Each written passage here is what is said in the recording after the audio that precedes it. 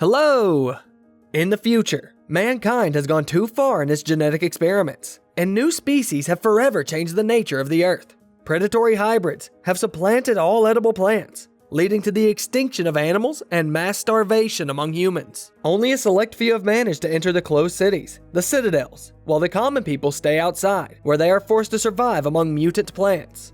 To have any kind of sustenance, they are forced to buy seeds from the citadels, which are modified for the sake of profit and produce an edible crop only once. In the thick fog, a girl named Vesper wanders through a swampy wasteland. She rummages in the ground, where she finds one rotten root vegetable and a small caterpillar. She is accompanied by a drone remotely controlled by her paralyzed father, Darius. They return home through the forest, with plants reaching for the girl, trying to eat her. In the hut, Vesper prepares food, which she injects into her father's esophagus through a tube. He is hooked up to life-supporting machines and the mechanisms that keep the talking drone running. The daughter heads to the lab, which is in the basement of another building, to analyze the DNA of the caterpillar she found. The father grumbles that his battery is running low, and all these experiments are a waste of time. Nobody forced you to come. You should have stayed home to charge. Vesper collects the caterpillar DNA in a jar, and suddenly hears a noise. Someone is walking outside. It turns out to be one of the silent pilgrims, strange people who hide their faces and carry the garbage they found in the wasteland with them. I think it's a she. Leave it. Vesper watches her with interest, but hesitates to approach her. The girl's mother left the family a year ago, and she may still be alive. Darius says she's not coming back, and the pilgrims just wander until they die. Vesper believes they have some purpose and wants to follow one of the pilgrims one day to find their shelter. When they return to the hut, they discover signs of an infiltration. The life support mechanisms and the generator are damaged, and now special bacteria are needed to keep her father from dying. But Vesper has used them for her experiments with plants. To get new ones, she has to turn to Jonas, Darius's brother, who is the head of a nearby village. When she arrives, Vesper sees a crowd gathered around a jug, an artificially created humanoid slave, crying in pain. It is crushed by a collapsed roof, and Jonas commands the boy, who was responsible for Jug, to put the creature out of its misery. The boy takes the knife from the elder's palm, with trembling hands. It's not human. It won't feel a thing. Jug resists, and throws the boy off its back to the laughter of onlookers. This angers him, and he ineptly plunges the knife into the slave's body. After a few strokes, the eerie screams are replaced by silence. Vesper turns to Jonas, who says that the family must stick together, and his brother and niece should not live as hermits, for it is very dangerous. But he is not going to do charity, and right after the boy, Vesper sits on a chair to donate her blood, which is the currency in transactions with the Citadel. While the girl cannot move, her uncle hints that she shouldn't be wasting her health like this. I'm not gonna become just another one of your breeders. Jonas hangs the package in the refrigerator and tells her to come back for payment in a couple of days when the shipment from the Citadel arrives. Deceived, Vesper screams that her father won't live that long and tries to take back her blood. But Jonas throws her out of the building and sends village boys after her, who chase her out of the village with sticks and stones. But the girl is not going home empty-handed. A little later, she climbs under the fence and makes her way to the greenhouse to steal the bacteria. At the entrance, Vesper bumps into the boy who helped take her blood and heard their conversation with her uncle. He silently lets her in and leaves, and Vesper takes the valuable seeds in addition to the bacteria. On her way home, she sees a damaged glider, the Citadel's flying machine, crashing down near their cabin. At home, her father is not happy that his daughter stole the seeds and demands that they be returned before Jonas notices they are missing. Vesper, on the other hand, is going to hack them so they yield crops more than once. The Citadel want me to work in their labs. Get it through your head. They'll never let you work inside. You're just afraid that I'll leave like Mum. Darius tries to quell his daughter's ambition, and she flees into the woods in tears. There, Vesper stumbles upon a girl, lying unconscious at the roots of a tree. The local plants have already entangled her and are feeding on her blood. Vesper frees the wounded girl and takes her to the hut, where she gives her first aid. Her father fears the consequences too, saying that they should have left the passenger of the crashed glider in the woods. Vesper, on the other hand, hopes to take the girl to the Citadel with her. When the stranger comes to her senses, she asks about the glider pilot, her father Elias. Camellia fell out of the flying machine before it crashed and can't walk yet, so she hurries Vesper to find the man as soon as possible. Her father is a powerful man who is sure to take Darius and his daughter to the Citadel and help them. Vesper explains that her father was paralyzed when he served in the Citadel army, but they only gave him this old drone for retirement. At this point, Darius has an epileptic seizure, and Vesper is in a panic, unable to calm him down. Camellia turns out to be able to cure his suffering with a kiss on the lips, and the man falls asleep peacefully.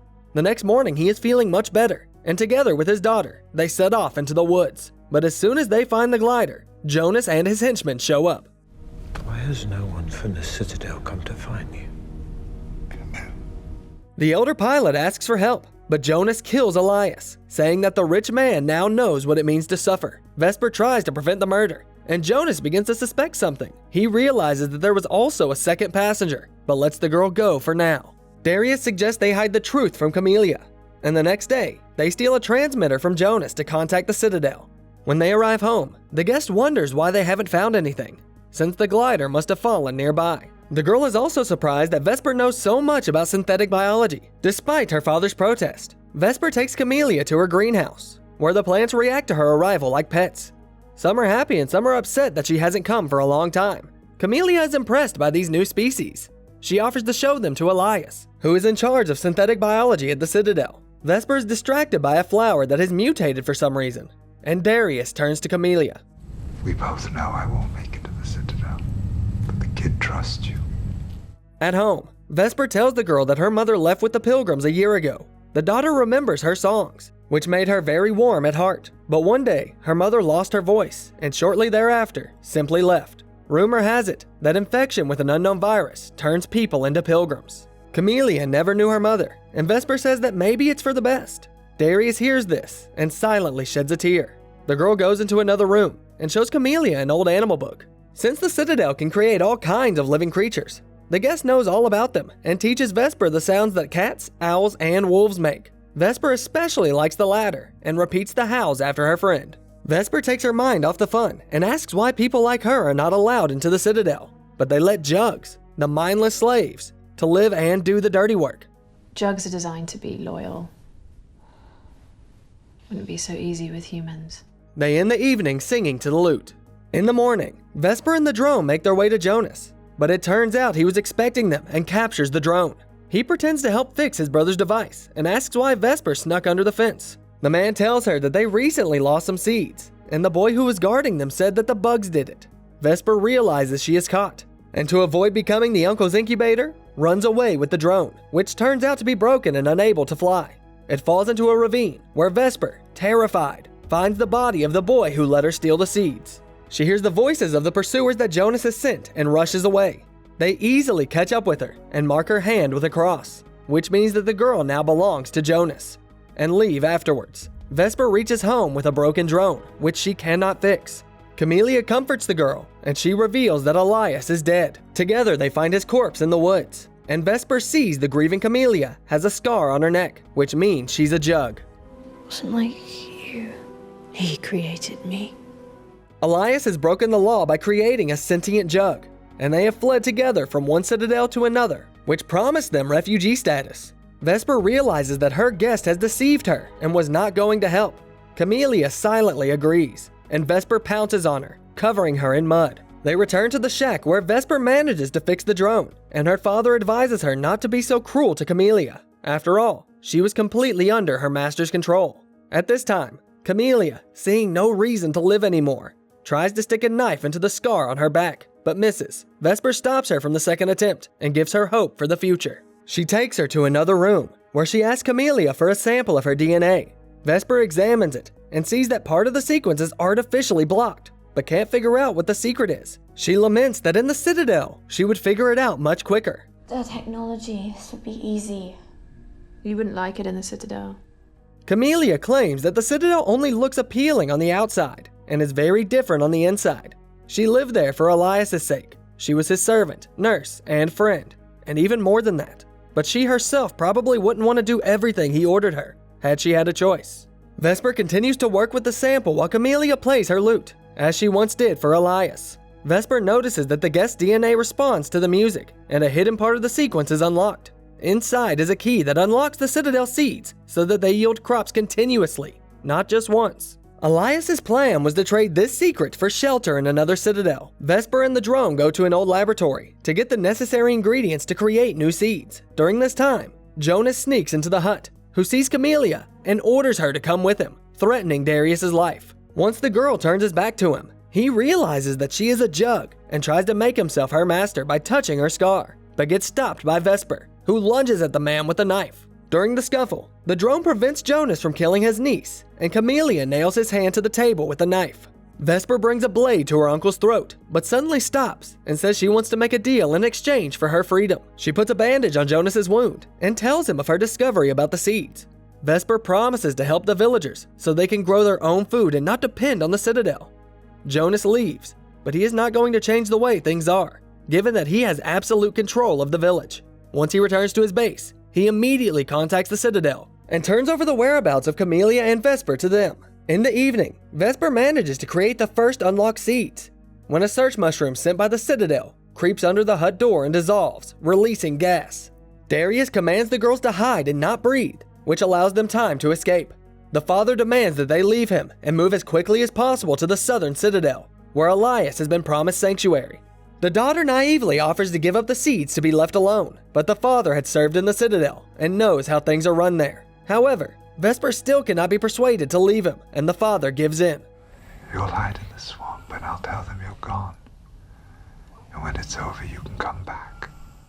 When the girl leaves, Darius furtively asks Camellia to promise to look after his daughter. At night, a squad of soldiers in black suits descend upon the land. Jonas meets them on the entrance of his village and immediately receives a bullet to the temple. After massacring the village, the assassins find the home of Darius, who causes a tank of fuel to explode with his drone and takes his enemies with him to the afterlife. Vesper sees the flames and tries to rush back in, but Camellia stops her.